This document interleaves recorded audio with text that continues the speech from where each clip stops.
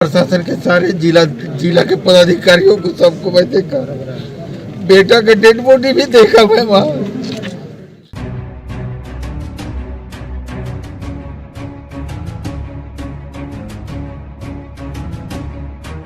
झारखंड के चतरा जिले के सिमरिया थाना क्षेत्र के कसियातू जंगल में सोमवार शाम रांची से दिल्ली जा रही एयर एम्बुलेंस क्रैश हो गई, जिसमें सवार सभी 7 लोगों की मौत हो गई। ये हादसा सिर्फ एक दुर्घटना नहीं बल्कि कई जिंदगियों को एक साथ निगल जाने वाली त्रासदी बन गया, क्योंकि जिस विमान ने किसी की जान बचाने के लिए रांची से दिल्ली की उड़ान भरी थी, वही कुछ ही मिनटों में 7 जिंदगियों का अंत बन गया।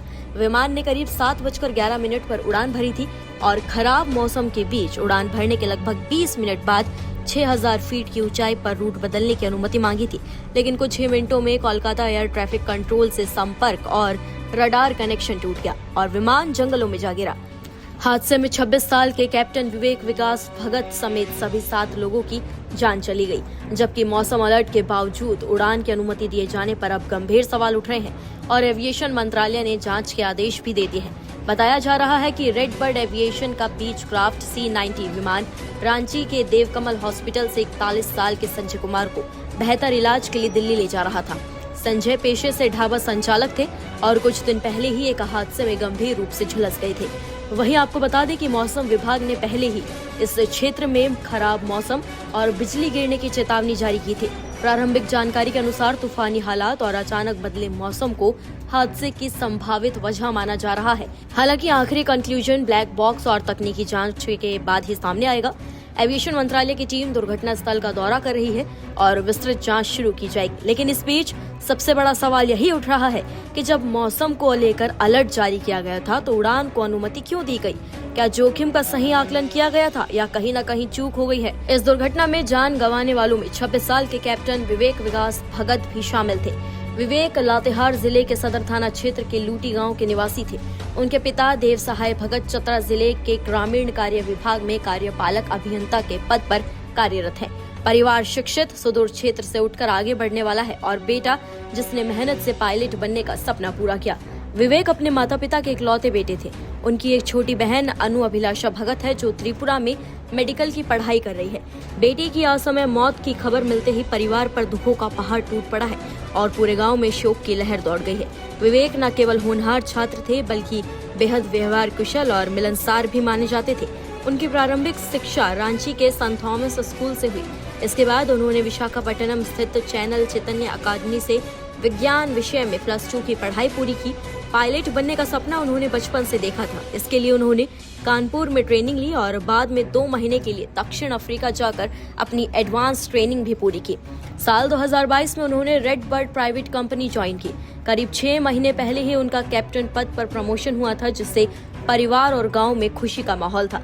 विवेक 27 फरवरी को रांची ही आने वाले थे, क्योंकि बचपन के दोस्त उदय नारायण की सगाई में उन्हें शामिल होना था।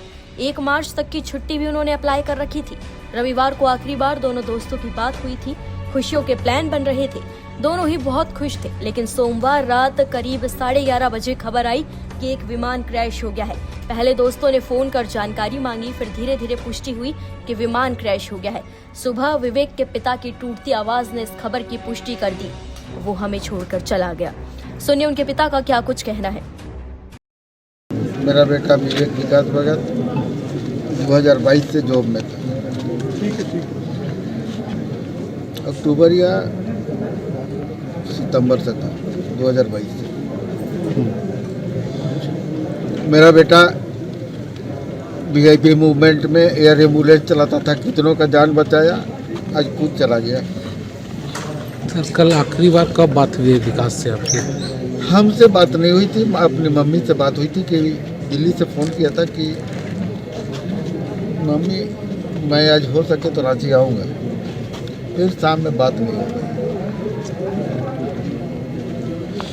और दिल्ली में उसकी चाची वहाँ रहती थी। अपनी चाची से बोला कि चाची हम घर में खाना खाएंगे, 9 बजे तक हम दिल्ली पहुँच जाएंगे। चाची वहाँ दिल्ली में खाना बना के 11 बजे रात तक इंतजार की।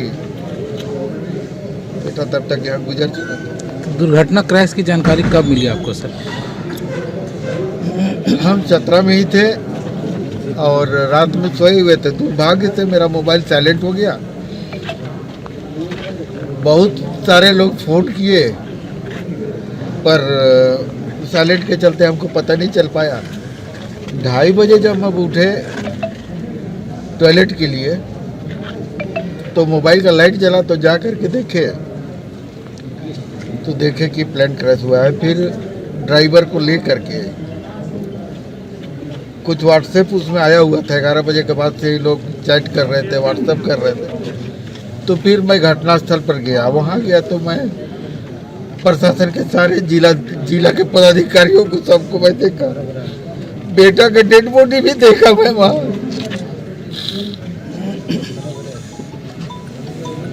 उसके बाद मैं फिर चतरा आ गया।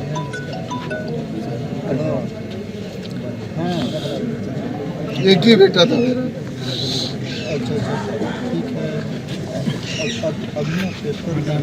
इसके बाद पूरे इलाके में मातम पसर गया। लूटी से लेकर रांची तक शोक की लहर है।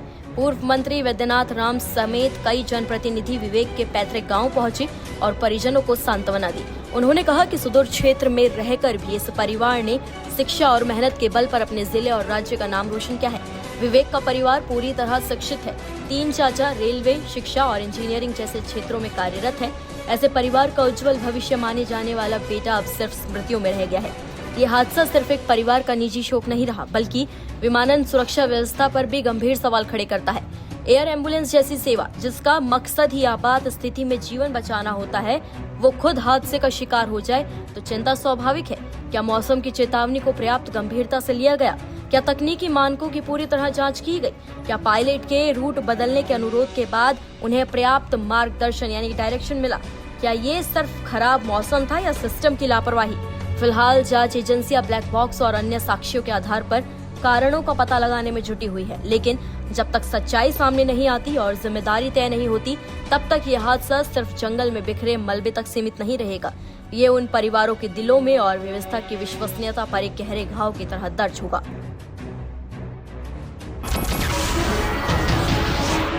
नमस्कार, मैं हूं मानक गुप्ता।